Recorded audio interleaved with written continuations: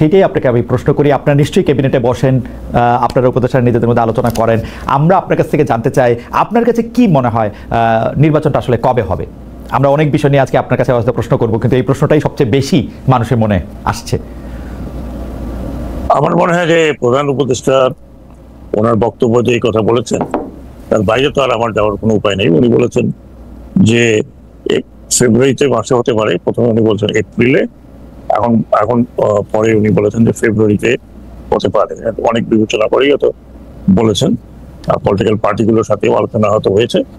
তো আমি সেখানেই থাকতে চাই যে ফেব্রুয়ারি মাসেই আমিও মনে করি প্রধান উপদেষ্টা যখন একটা কথা বলেছেন আন্তর্জাতিক অঙ্গনে এটা চলে গেছে, যার পর আমার মনে হয় যে ইলেকশন ব্যাপারে আপাতত আমি সেখানেই থাকি, এটাই মনে করি।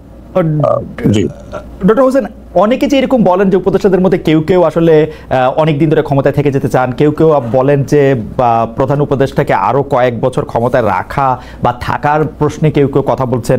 অনেকে একথাও বলেন যে নির্বাচন প্রশ্ন উপদেষ্টাদের বিরুদ্ধে স্পষ্ট 2 বা 3 ভাগ রয়েছে।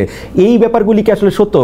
ডক্টর হোসেন, আপনি কি আসলে মনে করেন যে এই সরকার আরো একটু বেশি সময় থাকলে পলিটিক্যাল গভর্নমেন্টের চেয়ে আরেকটু বেশি লাভজনক হবে বা থাকা উচিত, বা আপনি কি আরো থাকতে চান কিনা, সরাসরি যদি আমি প্রশ্ন করি? আমি খালেদ, আপনি আমাকে চেনেন, আজ থেকে চেনেন না তো? জি জি, 30 বছরের মতো সময় ধরে চিনি। জি, 30 বছরের মতো হয়েছে। আমি যদি ক্ষমতায় থাকতে চাইতাম তাহলে বহু আগে আমি থাকতে পারতাম। ওকে, আমি একবার আপনাকে বলেছি। Right right. তারপরে কনসিকুয়েন্সেস কি হতো সেটা পড়েন না। Right, but I could have any time. তো আমার ওই ধরনের কোনো ক্ষমতা থাকার ইচ্ছা নাই। আমি যতটুকু সময় পেয়েছি আমি কিন্তু একদম সিনসিয়ারলি আমি সাধারণ মানুষের জন্য, কারণ আমি যেখানে আছি 2টো মন্ত্রণালয়, একটা হচ্ছে আপনার নৌ মন্ত্রণালয় আর একটা হচ্ছে শ্রম মন্ত্রণালয়। আপনি দেখেছেন যে শ্রম মন্ত্রণালয়তে আমি কতখানি সিনসিয়ারলি শ্রমিকদের ভাগ্য উন্নয়নের জন্য, একই সাথে মালিকরা যাতে শ্রমিকদের দেনা পাওনা দিতে পারে সেজন্য যতটুকু করার, আমার মনে হয় যে এর আগে কোনো শ্রমমন্ত্রী এইভাবে করেনি। তো এটা আমি করেছি আমার নিজের উদ্যোগ, যেটা বলেন, আমি জনগণের জন্য, শ্রমিকদের জন্য, দেশের একটা সার্বিক যে পরিস্থিতি ছিল সেখান থেকে উত্তরণের জন্য। দ্বিতীয়, আপনি দেখেছেন যে নৌ মন্ত্রণালয়ে আমি আজকেও বড় একটা মিটিং করেছি, এবং আমি কিন্তু প্রত্যন্ত অঞ্চলে যেগুলো নিরবিচ্ছিন্ন, একেবারে ধরেন যদি বলি ইংরেজিতে গড ফর সেকেন্ড প্লেস, যেখানে যোগাযোগ ব্যবস্থা এত খারাপ, নদীর মধ্যে ভাসমান লোকজন, চরের মধ্যে কোনো যোগাযোগ নাই, আমি সেসব জায়গায় চেষ্টা করছি অন্তত নৌপথের যোগাযোগকে উন্নত করার জন্য। আমি এই কাজটুকু করছি, এবং এই কাজটুকু করায় আমার একটা ভেতরে একটা আনন্দ আছে। এটা আমি অত্যন্ত সাধারণ, একেবারে যদি বলি যে অত্যন্ত সাধারণ মানুষের সাথে আমার একটা যোগাযোগ, একটা কানেকশন হচ্ছে। এটা আমি অনেক আগের থেকে, আপনি জানেন, আমি যখন ইলেকশন করছিলাম তখন থেকে শুরু করে এই পর্যন্ত আমার এটাই আমি একটা বড় অ্যাচিভমেন্ট মনে করি আমার জীবনের। আমার এরপরে আর কোনো থাকার ইচ্ছা নেই। এরপরে যে যদি বলি আপনাকে, আমার অভিব্যক্তিটা বলি, এরপরে পাওয়ারে থাকতে হলে আমাকে আমার প্রিন্সিপাল ত্যাগ করতে হবে। এটা এখন আর সম্ভব নয়। না, আপনাকে ধন্যবাদ। কিন্তু আমরা আপনি ঠিকই বলেছেন, আমি 30 বছর ধরে আপনাকে চিনি। আমরা যারা সাংবাদিকতার সঙ্গে আছি তাদের অনেকেই আপনাকে আসলে একই সময় ধরে চিনে জানে। আমি যেটি বলতে শুনেছি, আমি বাংলাদেশ থেকে একটু দূরে থাকলেও আমরা তো আসলে বিভিন্ন সময় বিভিন্নভাবে বিভিন্ন জনের সাথে কথা হয়।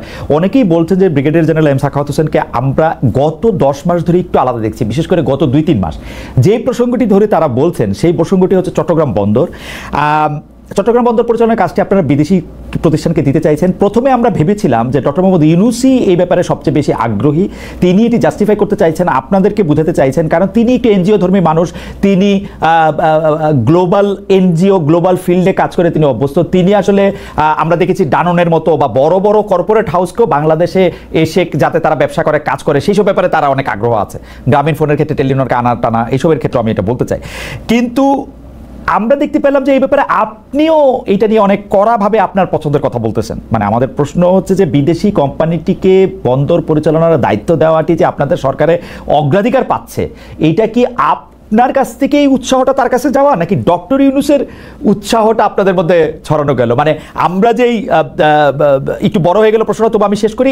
আমরা যেই ডক্টর এম সাখাওয়াত হোসেনকে চিনি, যে তিনি আসলে নিজে কনভিন্স না হয়ে কোনো কাজ করার কথা না, আপনি আমাদের যদি একটু বলেন যে আপনি কি কনভিন্স যে চট্টগ্রাম বন্দর আসলে বিদেশি প্রতিষ্ঠানকে দিলে এটা ঠিক হবে? আমি 100% কনভিন্স। কেন কনভিন্স আমি আপনাকে কিছু কিছু কিছু ব্যাখ্যা দিচ্ছি। প্রথমত হচ্ছে যে এই কোম্পানি বা যেই আসুক, সে কিন্তু বন্দর পরিচালনা করছে না। Let me make it very clear, তারা কিন্তু বন্দর পরিচালনা করছে। বন্দর পরিচালনা করবে চিটাগং পোর্ট অথরিটি, এখন যা আছে তাই। তারা শুধু যেটা করবে, পরিচালনা করবে বা সেটা হচ্ছে অপারেট করবে, সেটা হচ্ছে ওয়ান পার্ট অফ বন্দর, দ্যাট মিনস 5টি টার্মিনাল। তারা 5টি টার্মিনাল অপারেট করবে আন্ডার একটা আন্ডারস্ট্যান্ডিং এর মধ্যে, লিজ ফর, বা তাকে দেওয়া হবে কিছু বছরের জন্য।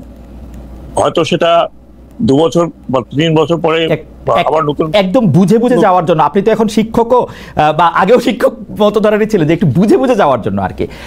আমি এই কথাটা প্রায় শুনি, আপনি যদি আমাকে একটু বুঝায় যান আর কি। আমি এই কথাটা প্রায় শুনি যে তারা বন্দর পরিচালনা করবে না, তারা আসলে 5টি টার্মিনাল অপারেট করবে। কিন্তু আমার প্রশ্ন, বন্দরের যে টোটাল কাজ, তাকে যদি আমি 100 বলি, 5টি টার্মিনাল অপারেট করাটাও তো তার মধ্যে একটা বড় পার্সেন্টেজ। সে পার্সেন্টেজ আসলে কত? মানে বন্দর পরিচালনার সিংহভাগই তো টার্মিনাল অপারেট করা আসলে, নাকি? না না, বন্দর শোনেন, না, আমি একটা জিনিস বলেন, টার্মিনাল অপারেট করা মানে, আর এখন ধরুন আমাদের 18 বছর থেকে আমাদের একটা প্রাইভেট কোম্পানি বাংলাদেশে তারা পরিচালনা করছেন, এখন মানে আপনি একবার চিন্তা করেন, ওই কোম্পানি যে পরিচালনা করেছিল, ওই কোম্পানির জায়গায় যদি তাকে মানে যেহেতু 18 বছর বা 16 বছর থেকে আছে, রাইট, তাকে ডিপিএম মেথডে করতে কিছু ভেস্টেড ইন্টারেস্ট তার সাথে ঢুকে গেছে। এবং এই ঢুকাতে আমি মনে করি বন্দরের যে কয়েকটা জিনিস তো হয়নি। আপনি যেখানে চিটাগং বন্দর এখন পর্যন্ত আন্তর্জাতিক অঙ্গনে সেভাবে স্বীকৃত নয়, আমি যদি বলি, কারণ আমি একটু এগুলো, আপনি জানেন আমাকে যে কাজ দেওয়া হয় আমি ডিপে যাই। অনেক সময় অনেক লোকের হতো আমি একটু আগাম বলে ফেলি, এই জন্য চুপচাপ থাকি। এখন আগাম বলে ফেললে আবার লোকে হয়তো বুঝতে পারে না, কিন্তু পরবর্তী পর্যায়ে দেখা যায় দ্যাট ইজ কারেক্ট। যেই কোম্পানির কথা বলা হচ্ছে, আমি দুটো বলি, এখন বলতেই পারি, এটা হচ্ছে Dubai port authority. Dubai port, তার মানে এটা একটা পোর্ট, আপনার একটা বিশ্বব্যাপী পরিচালনাকারী, তারা অপারেটর। সেই দুবাই পোর্টের সাথে বিগত সরকারের একটা আন্ডারস্ট্যান্ডিং হয়েছিল। সেই আন্ডারস্ট্যান্ডিং এর জায়গায় মাঝখানে একটা গন্ডগোল তারা করে ফেলেছে। সেটা হলো, যেটা দুবাই পোর্টকে দেওয়ার কথা ছিল সেটা, ওইটা বাদ দিয়ে তারা সৌদি আরবিয়াকে দিয়েছে। সৌদি আরবিয়া কিন্তু রেড সি বলে তাদের সৌদি আরবিয়ান কোম্পানি একটা পুরো আপনার 4টা টার্মিনাল কিন্তু অপারেট করছে এখন। হ্যাঁ, সেটা দুবাই পোর্টকে দেওয়ার কথা ছিল। তখন তাদেরকে দুবাই পোর্টকে বললো, দুবাই পোর্ট যখন প্রোটেস্ট করলো যে এমওইউ করার পরে তোমরা আমাদেরকে দিচ্ছ না কেন, তার মানে সামথিং ফিশ হয়েছে। তখন দুবাই পোর্টকে আশ্বাস দেওয়া হলো, একটা নন বাইন্ডিং এমওইউ করা হলো, তোমাদেরকে যখন এনসিটি বর্তমান যে অপারেটর আছে তার সে চলে গেলে তোমাদেরকে এনসিটিতে দেওয়া হবে, নিয়ে প্রশ্ন করছে। কাজে এটা যখন দুবাই পোর্ট আমাদের কাছে আসলো, আমার কাছে একা নয়, মানে সরকারের উচ্চ পর্যায়ে গেল, আমার কাছে যখন আসলো তখন বিস্তারিত এটা আলোচনা হয়েছে, আমি আলোচনা করেছি মিনিমাম 6 মান্থস। এবং তখন তারা আমাকে লিস্ট দিল, তাতে 85টি দেশে 85টি আন্তর্জাতিক পোর্ট তারা অপারেট করছে। এবং 85 পোর্টের সাথে দুবাই পোর্টের একটা বড় কানেকশন হয়ে গেছে, সেটা জাহাজ চলাচলে, সেটা লজিস্টিক্সে, সেটা ইমপ্রুভমেন্টে। আমি 2টো পোর্ট দেখেছি ইংল্যান্ডে, 2টো পোর্ট, যেটা দুবাই পোর্ট, সরি একটা পোর্ট যেটা ফুললি অটোমেটিক। আর ফুললি অটোমেটিক পোর্টটা তো আমাদের দরকার নেই। এবং তাদের সাথে যে কথা হয়েছে যে তারা যেই যন্ত্রপাতি আছে, এই যন্ত্রপাতি যদি তারা নেয়, তাহলে ওই যন্ত্রপাতির মূল্য প্রাইসে তারা এই যন্ত্রপাতিগুলো ব্যবহার করবে। কারণ ধরুন তারা যদি 10 বছর থাকে, তারপর তো এই যন্ত্রপাতি কাজে লাগবে না। কাজেই এবং এখন যেটা হয়েছে সেটা এখন যেহেতু সরকারি পর্যায়ে চলে গেছে, যেখানে নানান রকমের সংগঠন গুলো জড়িত হয়ে গেছে যে how to give it with the best of the Bangladesh interest. Bangladesh ইন্টারেস্টের সবচেয়ে বড় ইন্টারেস্ট যেটা আমি দেখছি, এবং আমি না দেখে কিন্তু কোনো কথা বলি না, যে এই যে 85 to 90 পোর্ট তারা বিভিন্ন, ইনক্লুডিং আমেরিকা, 2টা পোর্ট তারা চালাচ্ছে, ইন্ডিয়াতে 5টা পোর্ট চালাচ্ছে।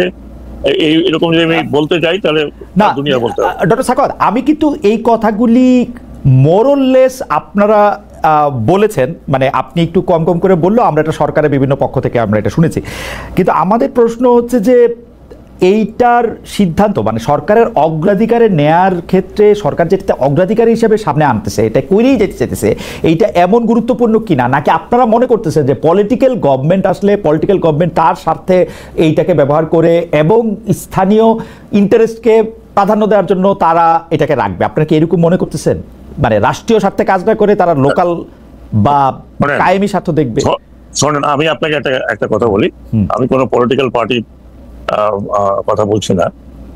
এই বন্দরটা যখন পরিচালিত হচ্ছে আপনার অপারেটর থেকে দিয়ে, আমার কাছে নিত্য নিয়মিত বিভিন্ন আপনার সংস্থান থেকে যে কথাটা আসে যে বছরে প্রায় 2 কোটি টাকা চাঁদা উঠতেছে। সেই চাঁদা আপনার অপারেটর থেকে শুরু করে একেবারে আপনার মাল খালাস করা পর্যন্ত, বাইরে যাওয়া পর্যন্ত এই চাঁদা উঠছে। আপনার মনে আছে যে আওয়ামী লীগের মহিউদ্দিন সাহেব পোর্ট বন্ধ করে দেন, রাইট? তারপরে আসলেন AZM নাসির উদ্দিন, ওনাদের সাথে এই পোর্ট যেভাবে চলেছে ওরা প্রতিনিয়ত ইন্টারফেয়ার করেছে। কেন ইন্টারফেয়ার করতে পেরেছেন? বিকজ যে লোকাল অপারেটর ছিল, আমি একটা টার্মিনালের কথা বলছি, লোকাল অপারেটর ছিল, তারা কি কম্প্রোমাইজ করে না চললে তারা এখানে ব্যবসা করতে পারতো? আপনার মনে হয়? আমার আপনার বক্তব্য পরিষ্কার, কিন্তু তারপরে আমরা যেটি বলতে চাই, আচ্ছা আমি শেষ করছি। এটা কিন্তু আমি যেহেতু নৌ উপদেষ্টা, সেই জন্য আমার একটা বিবেচনা আছে, কিন্তু সরকারের উচ্চ পর্যায়ে এখন যে আপনার ধরেন যে কমিটি তৈরি হয়েছে, সেই কমিটি কিন্তু পুরো পুঙ্খানুপুঙ্খ হয়ে যাচ্ছে। কাজে সেটা আমার উপরে যে টোটালি নির্ভর করছে তা নয়, এটা সরকারের কমিটির উপরে।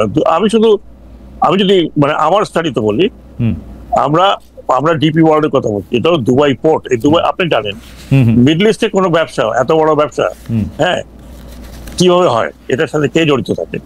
ওখানে নিশ্চয়ই আপনার টপ লেভেলেও জড়িত আছে, তাই না?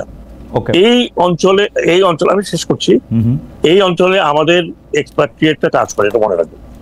আর দুবাইতে প্রায় 11 থেকে 12 লক্ষ বাংলাদেশি কাজ করছে, এবং তারা আরো আগ্রহী, আরো ম্যান পাওয়ার নেওয়ার জন্য এবার তারা ইঞ্জিনিয়ার নিতে যাচ্ছে, ইঞ্জিনিয়ার আর ডক্টর।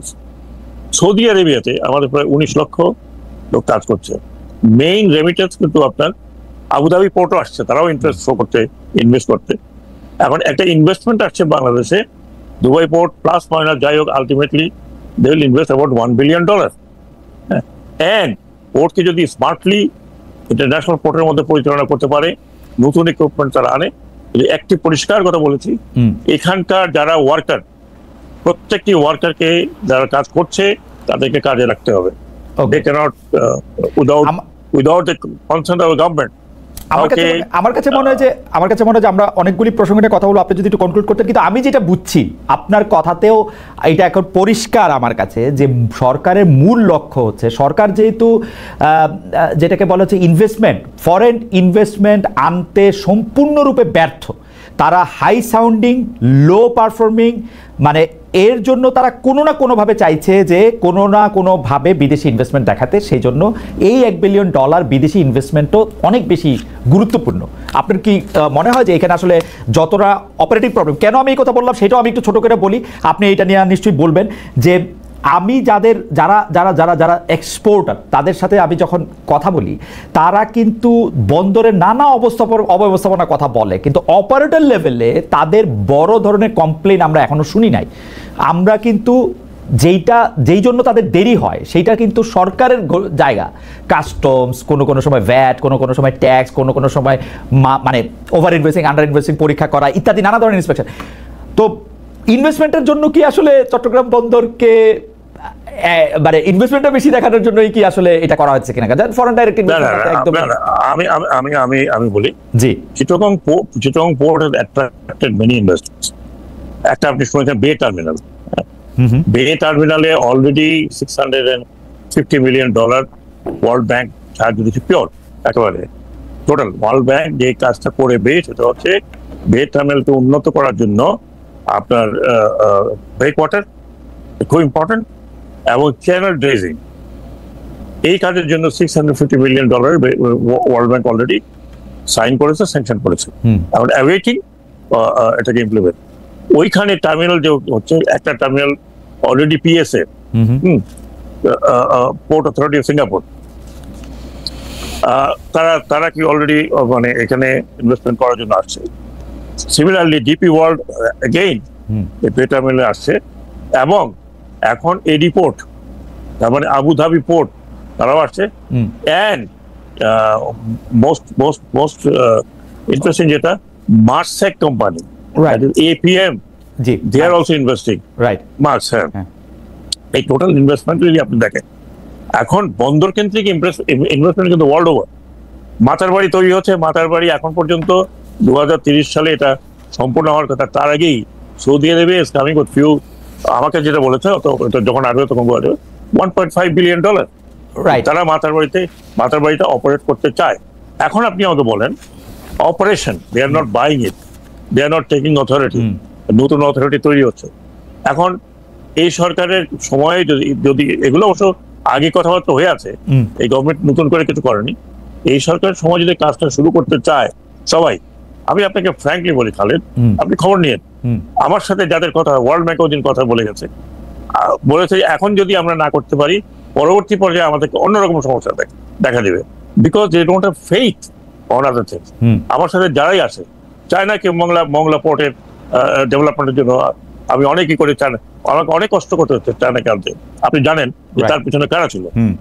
এইগুলো যত তারা চায়নাও বলছে যে আমরা যত তাড়াতাড়ি পারি স্টার্ট করতে চাচ্ছি, কারণ আপনি জানেন আমাদের দেশে মানুষের অবস্থা, আপনি জানেন অলরেডি, আপনি দেখেন কত রকম অভিযোগ আসতেছে, তাই না? না, সেগুলি ঠিক আছে। আমার মনে হয় যে আমি মোটামুটি বুঝতে পেরেছি। এই পর্যায়ে আমরা অন্য প্রসঙ্গে যেতে চাই আপনার অনুমতি নিয়ে। যেই ব্যাপারটাতে আমরা এখন একটু আপনার দৃষ্টি আকর্ষণ করতে চাই, সেটা হচ্ছে যে সরকারের যেহেতু একজন আনুষ্ঠানিক মুখপাত্র মানে আছেন, যে সরকারের প্রেস সচিব আছেন, উনি সবার পক্ষ থেকে, উনাকে আমিও প্রশ্ন করেছিলাম যে আপনি কি শুধু প্রধান উপদেষ্টার পক্ষ থেকে কথা বলেন নাকি পুরো উপদেষ্টা পরিষদের পক্ষ থেকে, তো উনি বলেছেন যেহেতু প্রধান উপদেষ্টা পরিষদকে আসলে লিড দিচ্ছেন, সেটা আসলে পুরো সরকারের পক্ষ থেকে কথা বলা হয়। তো সরকারের যে জায়গায় আমরা সরকারের সেই মুখপাত্রের বিভাগ অর্থাৎ প্রেস সচিব, উপপ্রেস সচিব, তাদের কথা এবং অন্যদের কথার মধ্যে একটু আলাদা থাকছে বা কার্যক্রমে, সেটা হচ্ছে যে কোনটা আসলে প্রেশার গ্রুপ, কোনটা আসলে মবের সংজ্ঞা কি। আমরা যদি আপনাকে উদাহরণ দেই যে থানা পুলিশ সরকারের নির্দেশনার মতো কাজ করতে পারছে না, কেউ কেউ বলছে, কোথাও কোথাও আমরা দেখছি থানা ঘেরাও করে নির্দোষ ব্যক্তিকে আটক করার জন্য চাপ দেওয়া হচ্ছে, কোথাও কোথাও আমরা দেখছি থানা ভাঙচার করে আসামি ছাড়িয়ে নেওয়া হচ্ছে, মানে কখনো বিএনপি কখনো এনসিপি, বিএনপি বেশি এনসিপি কম, কখনো এনসিপি বেশি বিএনপি কম, এমন ঘটনার পর কেউ কেউ বলছেন অন্তর্বর্তী সরকার যেহেতু এগুলি সামলাতে পারছে না, সেহেতু দেশে জাতীয় নির্বাচনের পরিবেশ তৈরি করা সরকারের জন্য কঠিন বা অসম্ভব কাজ। আপনার মন্তব্য একটু আমরা শুনতে চাই। মব, প্রেশার গ্রুপ, থানা ঘেরাও করা, মানে থানা বা আইন শৃঙ্খলা পরিস্থিতিকে আসলে একটা শিথিল অবস্থা বিরাজ করতেছে কিনা? দেখুন, এটা তো আপনি তো ওই পরিমণ্ডলে নেই, তবে আমি একটা কথা আপনাকে বলি যে হ্যাঁ, আমিও মনে করি যে কোথাও কোথাও মানে শিথিল হয়েছে, ল্যাপস হয়েছে। একটা কথা কি খালেদ ভাই, ব্যাপারটা হলো কি, আপনি একটু চিন্তা করেন যে এই আইন শৃঙ্খলা যে আপনার সংস্থাটা আছে, আমি পুলিশ বা র্যাবের কথাও দিতেই বলি, এদের অবস্থানটা কি ছিল আগে, আর এদের অবস্থান মাঝখানে কি হয়েছিল, আর এদের অবস্থান এখন কিরকম, একই তো, এখন তো এখানে তো চেঞ্জ হয়নি। এমন তো না যে 1,20,000 বা 2,30,000 লোক এক রাতারাতি চেঞ্জ হয়ে গেছে বা তাদেরকে রিপ্লেস করা হয়েছে, ইটস নট পসিবল। একটা ডিমোরালাইজেশন, কিন্তু আমি যেহেতু ইউনিফর্মে আছি, আমার কাছে আমি সবসময় মনে করি যে একটা ডিফিটেড ডিভিশন, যে ডিফিট হয়ে গেছে, হু হ্যাজ সারেন্ডার্ড, তাকে আপনি আবার তৈরি করে ফাইট করতে সময় লাগে। আমি থিওরিটিক্যাল কথা বলছি না, আমি আপনাকে প্র্যাকটিক্যাল দেখে দিতে পারি। 16 ডিসেম্বরে যখন এই পাকিস্তান আর্মি আপনি সারেন্ডার করলো, সেই সোলজার গুলোকে মনে করেন যে আবার ফিরে গিয়ে, did they have soldier quality? No, most of them did not.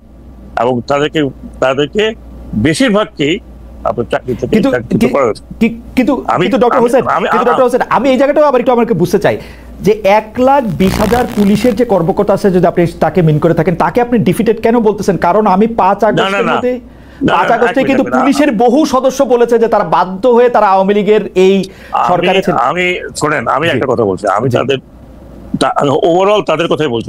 আমি কিন্তু বেশ কিছুদিন এদের সাথে ছিলাম, রাইট, এবং আমি এই কথা তাদেরকে বলেছি যে you have to come out of that trauma.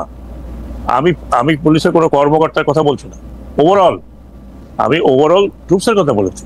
But they are not traumatized. They are not traumatized. They are very happy. আমি আপনাকে বলি, আমাদের 20তম ব্যাচের আমি 20তম ব্যাচে কিছুদিন সরকারি চাকরি করছি, যেই পুলিশ অফিসাররা আওয়ামী লীগের আমলে খুব বাহাদুরি করছে, আমাদের অন্য 20 ব্যাচের অফিসারদেরকে কিন্তু তারা আটকায় রাখছিল। এখন তারা সামনে আসছে, সামনে আইসা কিন্তু যতটা পারতেছে খুশির চোটে, আমি আপনাকে কি বলবো, তারা দে আর ভেরি হ্যাপি। এবং আওয়ামী লীগের 100 জন যদি পুলিশ কর্মকর্তা থাকে, তার মধ্যে 10 জন যদি আওয়ামী লীগের খুব ঘি মাখন খায় থাকে, 90 জনই অপ্রেস ছিল। ওরা তো বিজয়ী।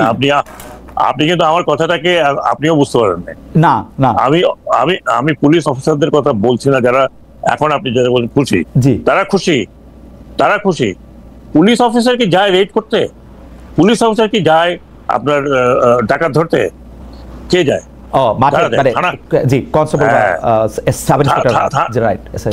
থানা পরিচালনাটা কারা করে?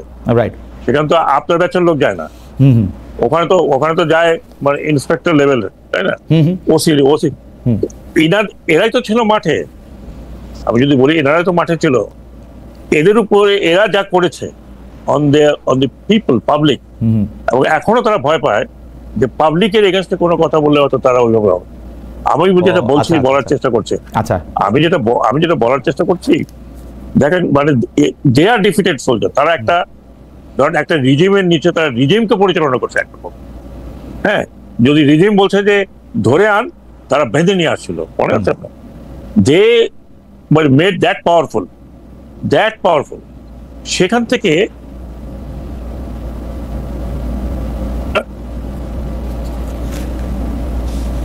আমরা কি কানেকশনটা লুজ করলাম?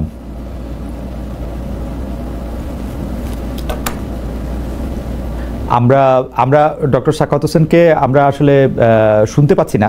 আমি ডক্টর সাখাওয়াত হোসেনের কানেকশনটা নিশ্চয়ই ঠিক করা হচ্ছে। আমি তার মধ্যে থেকে 2-1টা জিনিস একটু বলে রাখি, তাহলে আমাদের সময়টা একটু নষ্ট কম হবে।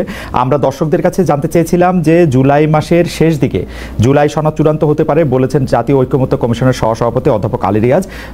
দর্শকদের কাছে জানতে চেয়েছিলাম যে এটা সম্ভব হবে বলে মনে করেন কিনা তারা। এটা সম্ভব হবে বলে মনে করছেন শতকরা 64% দর্শক, সম্ভব হবে না বলে মনে করছেন শতকরা 36% দর্শক।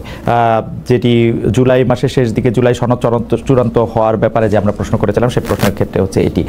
ব্রিগেডিয়ার জেনারেল সাখাওয়াত হোসেন যেটি আসলে বলতে চেষ্টা করছেন যে সে যেহেতু মাঠ পর্যায়ে পুলিশ সদস্যরা সরকারের যে অনুরোধ বা সরকারের যে আদেশ, সরকার তার অনুরোধ করে নাই তাদেরকে, সরকার যেগুলো আদেশ দিয়েছে তারা ধরে নিয়ে আসতে বলে তারা বেঁধে নিয়ে আসছে, তারা নিজেরা অনেক রকম অপারেশন চালিয়েছে, সেই জন্য তারা তাদেরকে ডিফিটেড মনে করতে পারে। এবং যারা যখন তাদেরকে ডিফিটেড মনে করে, তারা রাতারাতি তারা আবার জনগণের পক্ষে হয়ে কাজ করবে বা জনগণের হয়ে তারা ভূমিকা নিতে পারবে আইন শৃঙ্খলা পরিস্থিতি ফিরিয়ে আনার ক্ষেত্রে, সেটি হওয়ার সম্ভাবনা কম বলে জেনারেল সাখাওয়াত মনে করতেছিলেন। আমরা 2 মিনিট সময় তো মানে একটা কানেকশন লুজ হয়ে গেলে এইটা মানে উনাকে আবার ডিসকানেক্ট করে আবার আমরা এটাকে আবার তার কাছে আবার আমরা যাচ্ছি। আর চট্টগ্রাম বন্দর নিয়ে যারা দর্শক ঢুকেছে তাদের উদ্দেশ্যে বলতে চাই, চট্টগ্রাম বন্দর নিয়ে ব্রিগেডিয়ার জেনারেল সাখাওয়াত হোসেন যেটি বললেন যে তার মধ্যে অনেকগুলি কারণ আছে। তার মধ্যে মানে যে উনি যেটি বলতে চাইলেন সেটি হচ্ছে যে তাদের আসলে বন্দর পরিচালনা করার দায়িত্ব দেওয়া হচ্ছে না, তাদেরকে দেওয়া হচ্ছে অপারেটরের দায়িত্ব, যে অপারেটরের কারণে তারা 5টি টার্মিনাল তারা অপারেট করবে। বন্দর পরিচালনা অন্যান্য দায়িত্ব চট্টগ্রাম বন্দর উন্নয়ন কর্তৃপক্ষের কাছেই থাকছে। আমরা প্রশ্ন করেছিলাম তাকে যে এটি সরকারের বড় প্রায়োরিটি কেন হলো।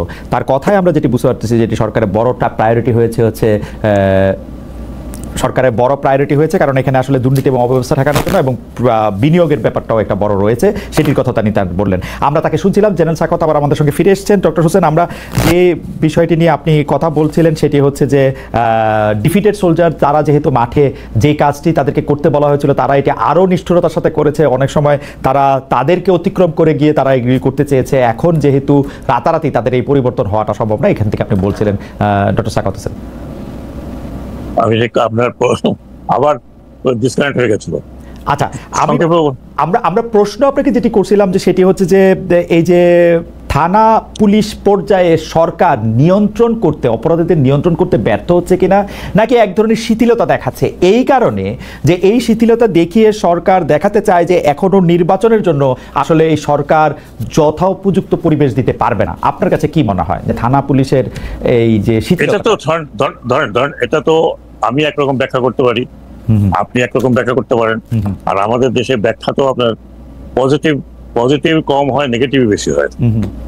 আমি এরকম কোনো, আমি তো যেহেতু ক্যাবিনেটে আছি, আমি ক্যাবিনেটে এরকম কোনো লক্ষণ দেখিনি যে কেউ হয়তো এটাকে এইভাবে মনে করছে বা কেউ এটা করছে না। আমরা কিন্তু সবাই এই বিষয়ে অত্যন্ত সচেতন যে এই জিনিসটাকে আরো ইমপ্রুভ করা দরকার। কিন্তু আমি আপনাকে কতগুলো সাইকোলজিক্যাল কথা বললাম, এই ট্রমা থেকে বেরোতে সময় লাগে। কারণ আপনি একটা কথা মনে রাখবেন যে আমরা তো বিদেশি লোক না, বা এই পুলিশ তো বাইরে থেকে আসেনি, এই পুলিশের কিচেন কিন্তু এইখানে। কিন্তু এইটার কি কোনো সমাধান কি আছে?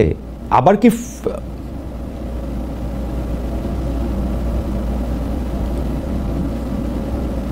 করেছি সেটা যে নিজের দেশের লোকের উপরে গুলিবর্ষণ, নিজের দেশের লোককে টর্চার করা, এটা তো এখন দেয়া রিয়ালাইজিং যে এটা কতখানি অমানবিক কাজ তারা করেছে। এবং তার কিছু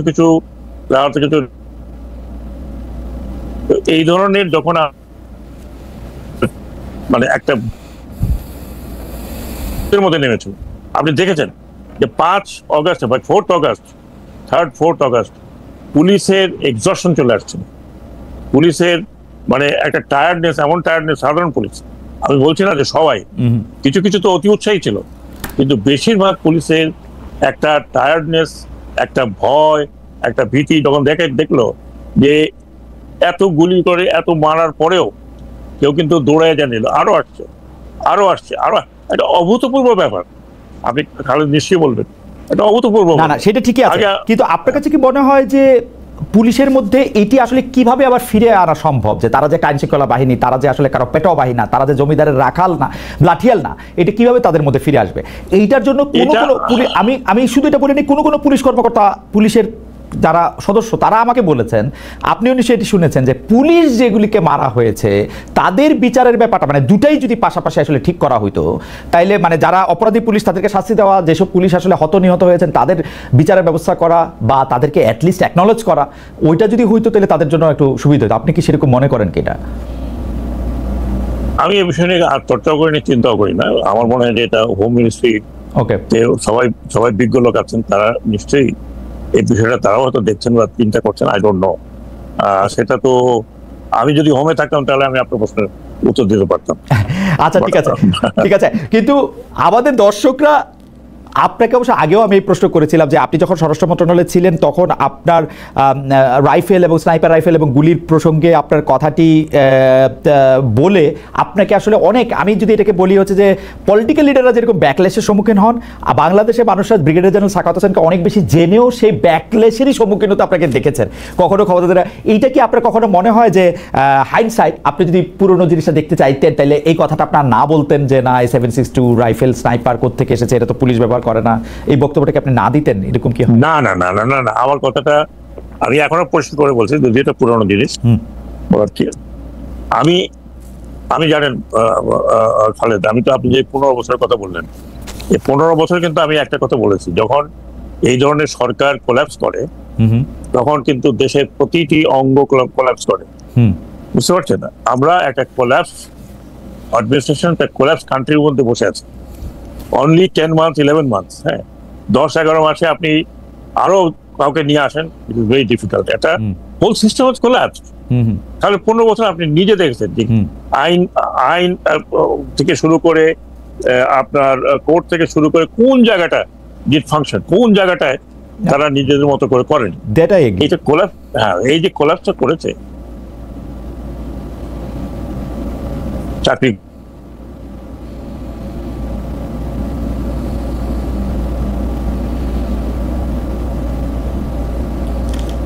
দেখেছি, নন পুলিশ তাদের হাতে রাইফেল।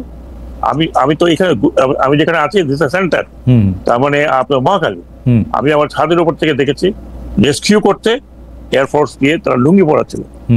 তারপরে ছাত্রলীগ, যুবলীগ, আমি যদি আপনাকে ভিডিওগুলো দেখাই, তাদের হাতে স্নাইপার রাইফেল, তাদের হাতে 7.62 এভিডেন্ট। আমি সে কথা বলেছি, এই পুলিশের রাইফেল এই সিভিলিয়ানদের হাতে কিভাবে গেল, এটার ইনভেস্টিগেশন করতে হবে।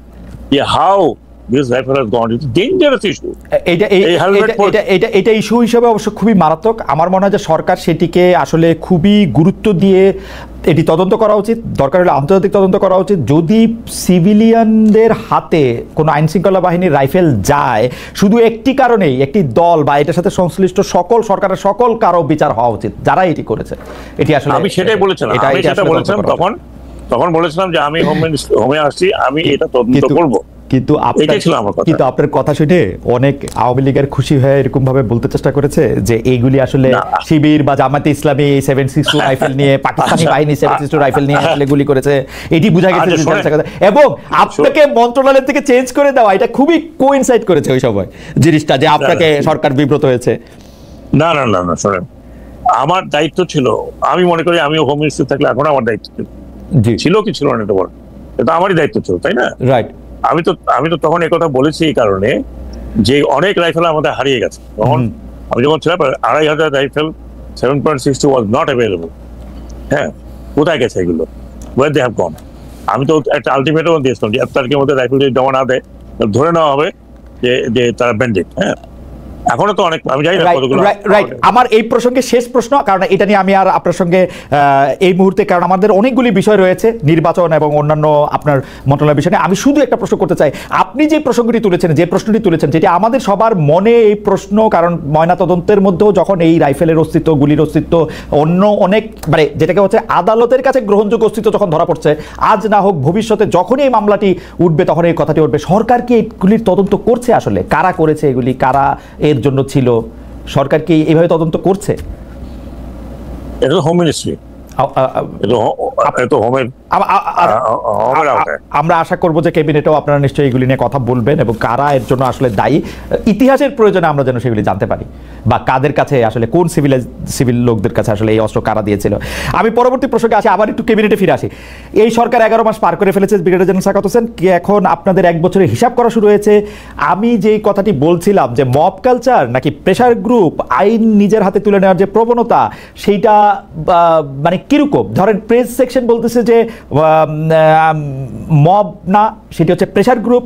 আবার সরকার থেকে বলা হচ্ছে যে এই মবের এই ব্যাপারগুলি কিন্তু বরদাস্ত করা হবে না। এইটা আসলে ক্যাবিনেটে কিভাবে আলোচিত হয়? এটা কি আসলে মব, প্রেশার গ্রুপ, নতুন ডিফিনিশন দরকার, কি আসলে জিনিসটা? এটা আপনি যেভাবে দেখেন, আপনি প্রেশার গ্রুপ বলতে আপনি যাদেরকে বোঝাচ্ছেন তা হতে পারে। মব কালচার বলতে মবটা কারা, মব কি আমি গিয়ে একজন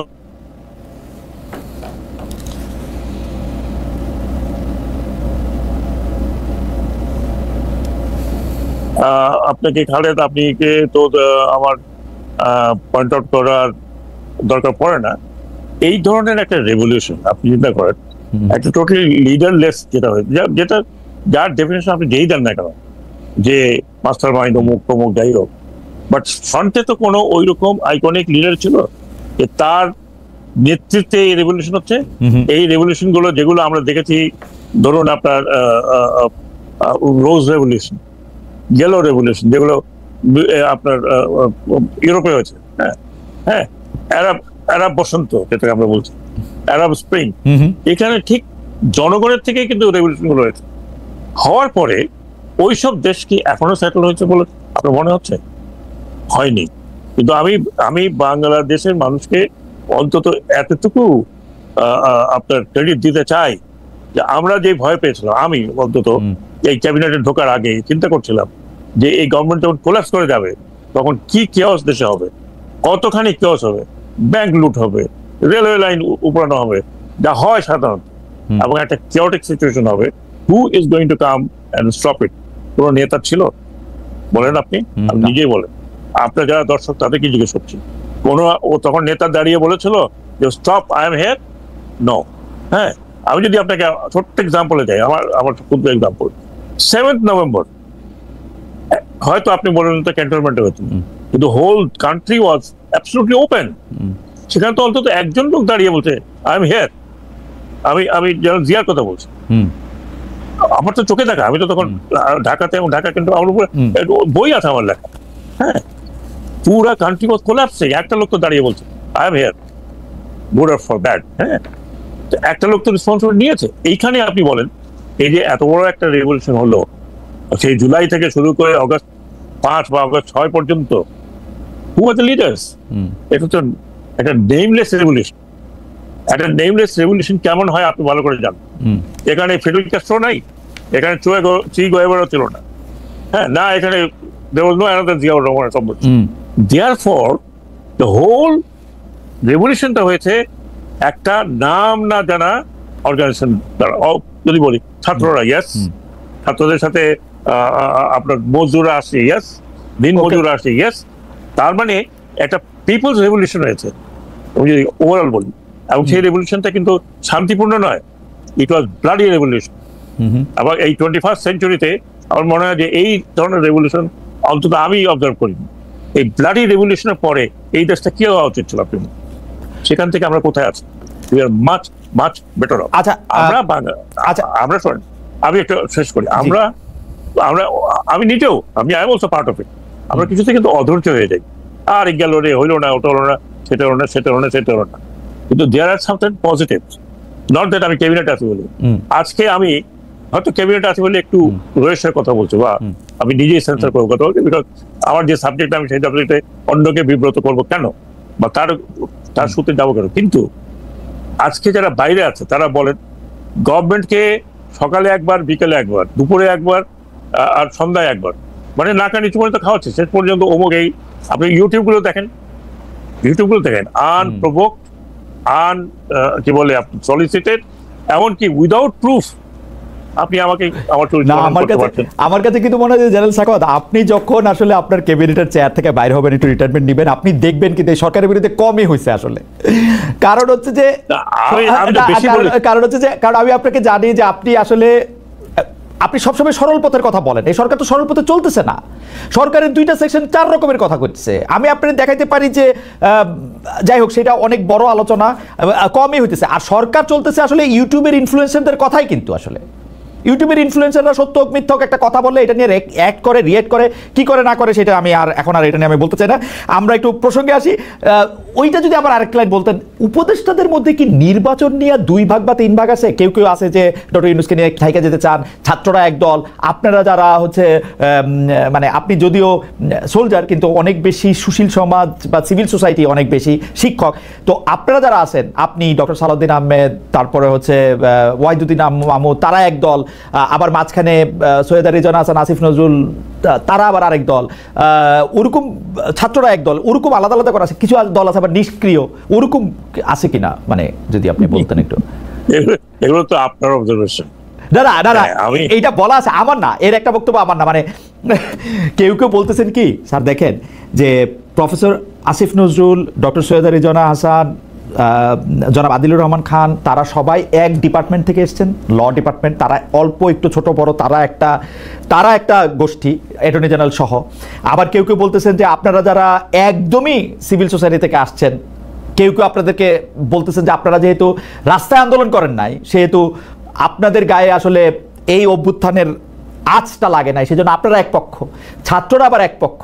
ডক্টর ইউনূস কোনো পক্ষ না হইতে গিয়ে এক এক সময় এক এক পক্ষ, এরকম মনে হয়। যে এইটা নিয়ে যদি একটু বলতেন যে আসলে কি এরকম মতভিন্নতা আপনাদের মধ্যে আছে কিনা, বা ইলেকশন নিয়ে, ওইটা যদি একটু বলতেন। আচ্ছা, ঠিক, আমি আমার পজিশনটা করি। ইয়েস, আমি তো মাঠে ছিলাম না, কিন্তু 15 বছর আমি কি করছিলাম আমার মতো, আপনি বলেন, আমার মতো মানে কনসিস্টেন্টলি কেউ কথা বলে গেছে? না। কনসিস্টেন্টলি কেউ লিখে গেছে? না। এবং সেগুলি সবই রেকর্ডেড, সেগুলি সবই রেকর্ডেড, অল ইন রেকর্ডেড, সবই অল ইন রেকর্ডেড। এখন আমি তো রাইফেল নিয়ে দৌড়াদৌড়ি করি নাই, বাট আমি তো যতটুকু আমার বিবেক এবং শক্তি সঞ্চয় করে যতটুকু বলার বলেছি আপনাকে, আপনি খালেদ আপনি ভালো করে জানেন গতবার আপনি বলেছিলেন আমাকে তো অনেক টোপ দেওয়া হয়েছিল, অনেক, রাইট, হ্যাঁ, ইউ নো ইট, আমি রিপিট করতে যাচ্ছি না। আর তারপরে আপনি চিন্তা করেন কোন পর্যায়ে গেলে আমি দাঁড়িয়ে বলেছিলাম যে সৈনিকরা তোমরা গুলি করবে না, জোরান অফিসারদের বলছিলাম যে তোমরা কোনো অর্ডার দেবে না, because you are not part of it. আপনি এটা মানে অন রেকর্ড এবং কোর্টের মানে সংবাদ মাধ্যমে এটা আপনি বলছেন, এবং আপনার এই বলাকে অসংখ্য জায়গায় উদ্ধৃত করা হয়েছে, অসংখ্য জায়গায় ছড়ায় দেওয়া হয়েছে এবং এটা বলা হয়েছে সময় না, সেগুলি প্রসঙ্গে আমি আসলে মানে না আমি যেটা বলছি, আপনি বললেন যে আমি আমার কথা বলছি, আমি বাকিদের সাফাই তো গাইতে পারবো না। আসিফ নজরুল সাহেব, তারপরে রেদওয়ানা, সবাই সবার অবস্থান থেকে নিজ নিজ দায়িত্ব পালন করছেন, আসলে মনে হয় পালন করেছে ওই সময়। আমি তো আসিফ নজরুলকে ছাত্রদের সাথে দেখতে সবচেয়ে বেশি, রেদওয়ানাকে দেখেছি, আপাও সবচেয়ে বেশি শুনেছিলেন, আদিলকে দেখেছি, তারপর আরো অনেক কয়েকজনকে দেখেছি, তারা তো আমার সাথে সাহসী ভূমিকা পালন করেছে, তাই না? রাইট। আমি নয় একটা কোণের মধ্যে থেকে হয়তো কথা বলেছি। অনেক সময় আমি জিজ্ঞেস করতাম যে আমি গ্রে লিস্ট নাকি হোয়াইট লিস্ট নাকি রেড লিস্ট, মাঝে মধ্যে রেড লিস্টে চলে যেতাম, আবার কিছুক্ষণ পর শুনতাম না আপনি গ্রেতে চলে আসছেন। গ্রে মানে হ্যাঁ ঠিক আছে, আপনি ডাকলে ডাকতে পারেন, হ্যাঁ, আপনি নিজেও তো অ্যাঙ্কর ছিলেন যখন আমি অনেক ধরনের কথা বলেছি। এখন বাংলাদেশের ইতিহাস তো আসলে একটু এখন যেটা সুবিধা হয়েছে যে সবকিছু ডিজিটাল ফুটপ্রিন্ট অথবা প্রিন্টেড রয়ে গেছে, মানে কেউ চাইলে দেখতে পারবে, মানে আমারে আসলে সাক্ষ্য দিতে হবে না, কেউ একটু গুগল করলেও দেখতে পারবে, কেউ একটু গবেষণা করলেও দেখতে পারবে। তো সুতরাং কিন্তু আপনাদের মধ্যে মতভিন্নতা বা ওরকম গ্রুপ আছে কিনা, আপনাদের মধ্যে এরকম কেউ আছে কিনা, আপনি যদি হ্যাঁ বা নাতে জবাব দেন বিস্তারিত না বলে, তাইলেও আমি পারবো যে আপনাদের মধ্যে কেউ কি চান যে ডক্টর ইউনূসের নেতৃত্বে বা আপনারা বেশ কিছুদিন আসলে ক্ষমতা থেকে যান, বা ডক্টর ইউনূস চলে যাক, ডক্টর সালাউদ্দিন আহমেদ এসে প্রধান উপদেষ্টা হোক, উনি এসে একটা নির্বাচন করুক 3 বছর পরে দেয়, এরকম কোনো একটা কিছু আছে কিনা? মানে যে গুজব আসছে সব বলে দিয়েছে এগুলো আমি ঠিকই, এগুলো গুজব আমিও শুনছি, আমি গুজব শুনি ঘরে বাইরে এটা ভাই, আমি ঘরে আসলে শুনে আমি এক কান দিয়ে শুনি আরেক কান দিয়ে বের করে দিই। হ্যাঁ, আমি অলওয়েজ সেই সহজে একটা বলি, wait and see till that time comes. হ্যাঁ, ওকে, আপনি যদি এটা তো লুকানো কিছু না। হ্যাঁ, ধরেন আমি যদি মনে করেন আমার কথা বলছি, না ভাই আমি আরো কয়েক বছর থাকি তো মজাই লাগে, তাহলে আপনি একদম জানতে পারবেন হ্যাঁ he is doing this thing. হ্যাঁ, কিন্তু আমার মনে হয় না যে আমি এ পর্যন্ত এমন কোনো কাজ করেছি, কোথাও কোনো কথা বলেছি ভাই। শুনেন, একটা এন্ডুরেন্স আছে সবার, এটা তো মানেন, everybody has an endurance, right. প্রত্যেক একটা সময় হয় যখন he can give the best, হ্যাঁ, that best cannot continue for life, right? আমি আপনাকে শেষ পর্যন্ত এই পর্যায়ে শুধু আবার একটা কথা আপনাকে বলে রাখি, আমার বন্ধু বান্ধবেরা যারা বিভিন্ন জায়গায় মানে প্রতিষ্ঠিত বন্ধু বান্ধবেরা আমাকে বেট ধরার জন্য, বাজি ধরার জন্য আমাকে আসলে প্রলুব্ধ করতেছে যে ইলেকশন কিছুতেই মে মাসের 30 তারিখের বা মে মাসের 1 তারিখের আগে হবে না। আমি যদি বাজি ধরি তাহলে বাজি কিরকম ধরতে পারবো যে এপ্রিলের 30 তারিখের মধ্যে ইলেকশন হবে, এরকম কি ধরতে পারবো বাজি? আচ্ছা, আমি আপনাকে বলি, প্রধান উপদেষ্টা একবার বলেছিলেন কিন্তু এপ্রিল মাসে, তাই না? রাইট। তারপরে হয়তো উনি পলিটিক্যাল পার্টির সাথে আলোচনা ওনারা করেন, আমি কিন্তু পলিটিক্যাল পার্টির আলোচনার মধ্যে আজ পর্যন্ত থাকি নাই। হ্যাঁ, পলিটিক্যাল পার্টির সাথে যারা আলোচনা করেন প্রধান উপদেষ্টা করছেন প্রতিনিয়ত। হ্যাঁ, এবং ওনার যে সিনসিয়ারিটি, আমি তাকে সিনসিয়ারিটির বাইরে আমি দেখিনি, একটা কথা আমি ওনার মুখ দিয়ে কখনো শুনিনি। এমনকি আমরা যে কাজ করছি, অন্তত আমি যে কাজ করছি, উনি কখনো আমাকে ডিক্টেটও করেন না যে এইটা করেন, ডিলে করে করেন, আস্তে করে করো, নো, নট এট অল। হ্যাঁ, তো আমি যেটা বলার চেষ্টা করছি, এইরকম কোনো উক্তি বা এইরকম কোনো জেস্টার আমি দেখিনি। মাঝখানে তো উনি একেবারে থাকবেন না, ধনুষ পণ করে ফেলছেন। সেখানে আমরা বলছি যে আপনি যদি এভাবে চলে যান তাহলে এই দেশের মানে একটা বিশাল কিয়সের মধ্যে ফেলে দেবেন। উনি তো ভীষণ অ্যাডামেন্ট ছিলেন, উনি কিছুতেই থাকবেন না, চলেই যাবেন। রাইট, চলে যাবেন, আপনারাও জানেন যেইভাবে কথাবার্তা বলেছেন। ওনার জন্য তো কোনো অসুবিধা নাই, উনি যেখানে যাবেন, উনি he is the one person Bangladesh should be very proud of, আমি মনে করি। রাইট, যে তিনি যেখানে দাঁড়ান, হ্যাঁ, এমন কেউ নাই যে ওনার সাথে না না সেটা আমরাও বহুবার দেখেছি, এবং আপনার ক্ষেত্রেও আমি এটা বলতে পারি, উপদেষ্টা পরিষদে এরকম সদস্য যাদের নাম আমি বললাম তাদের সবারই আসলে একই অবস্থা, মানে তাদের কোনো মানে এমন না যে, কিন্তু প্রশ্নটা হইলো যে আপনারা অনেক সময় হয় না, আপনারা হোয়াইট ম্যানস বার্ডেন অনুভব করেন কিনা, যেটা যেটা আপনারা মনে করেন না দেশের ভালোর জন্য আবার থেকে যেতে হবে। ডক্টর মোহাম্মদ সেই হোয়াইট ম্যানস বার্ডেনটারে আমি ভয় পাই আসলে, যে শোনেন আমি ওনার মতো, আমি এটা বলি, ওনার মতো একজন এরকম ব্যক্তিত্ব, জি উনিকে চাইবেন যে উনি এই ব্যক্তিত্ব নিয়ে উনি এমন জায়গায় পৌঁছে যান যেখানে তো সবাই তাকে এক ধরনের ভিলেন মনে করুক? I don't think so. না না ভিলেন, আপনার কি মনে হয় যে উনি এপ্রিল মাসে বেশি থাকলে বা এপ্রিল মাসে নির্বাচনটা না দিতে পারলে ভিলেন মনে করবে? কারণ ডক্টর মোহাম্মদ ইউনূসের এরকম একটা পার্সোনালিটি, তারপরেও হয়তো আমরা কেউ কেউ বলবো না উনি যা করেছেন ঠিকই করেছেন, কারণ ডক্টর সাখাওয়াত তো আর এর বাইরে ভুল করতে পারে না। আপনাদের প্রতি আমাদের আস্থা ও বিশ্বাসটা কিন্তু এই পর্যায়েরই, এইটারে আপনারা অপব্যবহার করবেন কিনা, লাইক মানে এবার যেহেতু সুপিরিয়র বা। আমি আপনাকে বলি, জি আমি আমার ব্যক্তিগত হয়ে আবার বলছি, খালেদ মহিউদ্দিন, হ্যাঁ, you know me for last 30 years, right, এবং আপনি এমন না যে আপনি আমার ট্র্যাক করেননি, track as a very efficient and smart and educated gentleman. আমি আপনাকে আজকের থেকে না, আমি তখন থেকে বলছি যে I really regard you, right, যে আপনি যখন সঞ্চালনা করেন, আপনি কিন্তু, আমি এখনো বলছি, এবং এটা কোনো তোষামোদী নয়, আপনার সঞ্চালনা আপনি কিন্তু ব্যাকগ্রাউন্ড স্টাডি করে কথা বলেছেন, আপনি পেপার থেকে কোট করেছেন, আপনি আমার বই থেকে কোট করেছেন, তো you are not a just আমার মতো একটা উপস্থাপক না। এটা বলেন তো আপনার কি মতামত? নো, আপনি দেখেছেন। এখন কথা হলো কি, এখন আপনি যদি মনে করেন, আমার কথা আমি বলতে পারি, আমি কখনো মনে করি না যে আমাকে I to stick around this chair for more and years. আমার মনে যে ফেয়ার এনাফ পরিষ্কার। আমরা একদম মানে আজকে আপনার সাথে কথা বলা বা আপনার কথা শুনতে শুনতে আমরা একটু টাইম ম্যানেজমেন্ট, আপনি যদি আমাদের অনুমতি দেন আমরা একটু সময়টা একটু বাড়িয়ে নিতে পারি আর কি, কারণ আমরা একটু, আপনার যদি একটু সময় থাকে, কতক্ষণ আমাদের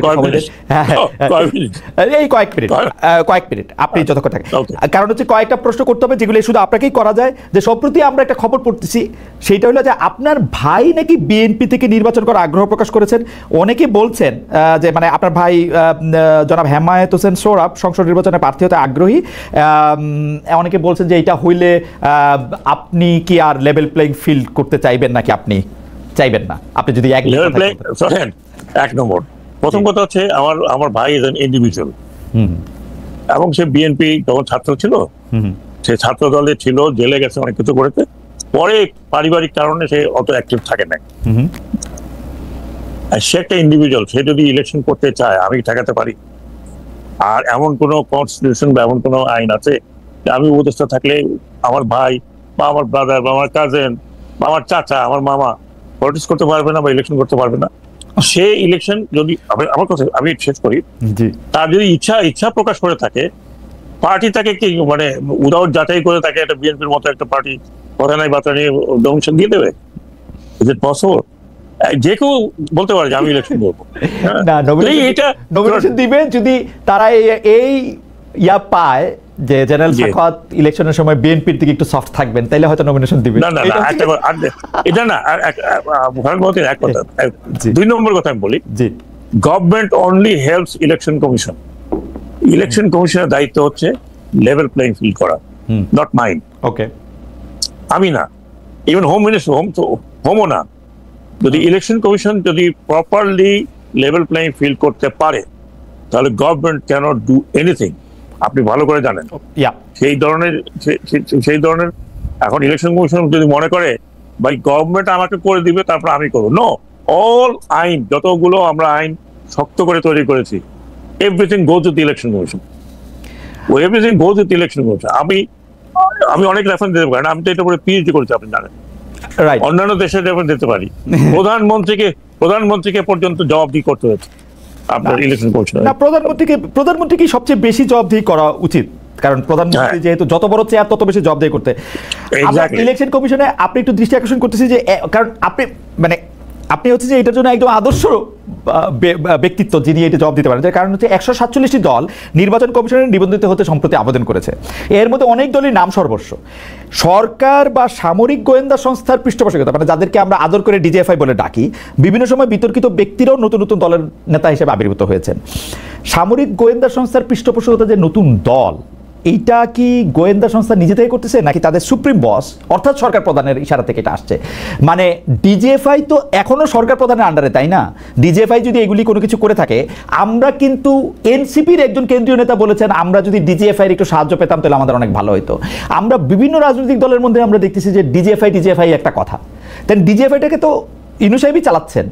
এই নাম সর্বস্ব দলগুলি কি ইউনূস সাহেব করতে বলতেছেন, মানে যদি ডিজিএফআই এটার পিছনে? আচ্ছা, আমি আপনাকে একটা কথা বলি খালেদ, জি, আমাদের সময় কয়েকটা দল আসছিল না? আসছিল তখন এই যে আসছিল, আপনার মনে আছে লেট ভদ্রলোকের নাম ভুলে গেছি, সাইফুর রহমান সাহেব? না একসময় বিএনপি ছিলেন, ফেরদৌস আহমেদ কুরেশি সাহেব। ফেরদৌস আহমেদ কুরেশি সাহেব, জি। দলটা কি করতে পারছেন? না, পারে নাই। ওনার কোনো স্ট্যান্ডিং হয়েছিল না। এইরকম আমাদের সময় 38টা দল নিবন্ধিত হয়েছিল, তার মধ্যে 2-4টা আসছিল এরকম শুনেছি ব্যাকগ্রাউন্ডে। আমরা কিন্তু একদম স্ট্রিক্টলি তাদেরকে নিবন্ধন করাই নাই, মিনিমাম তাদের রিকোয়ারমেন্ট ছিল না। এখন আপনি মনে করেন যে 100 কতগুলো দল, আপনি কটা বললেন? 147টা, 147 দল যেই তৈরি করে থাকুক, তাকে যেই রেজিস্ট্রেশনের যে আইনটা আছে, ইলেকশন কমিশন যদি ওই আইনটাকে সঠিকভাবে দেখে, তাহলে আমি আপনাকে বলি আমার আন্দাজ যে ইউ উইল ফাইন্ড বহু দল মানে এই নিবন্ধনের ধারে কাছে যেতে পারছে না। এক দ্বিতীয়ত ধরে নিলাম যে 75টা দল পার্টিসিপেট করছে, 300 আসন ধরে নিলাম।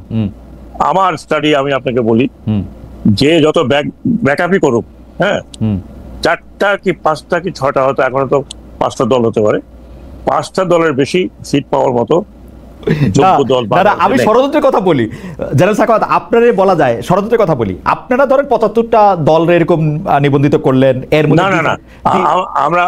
আপনি শেষ করতে বলি, আপনি শেষ করতে আমাদের সময় 36টা দল ছিল নিবন্ধিত। আচ্ছা, সরি 38, তার মধ্যে একটা পার্টিসিপেট করে নাই। 37 দল। আপনি তার রেজাল্টটা দেখেন, 4টা দল, 5টা দলের বেশি 1% ভোট তো অনেকে পায়নি।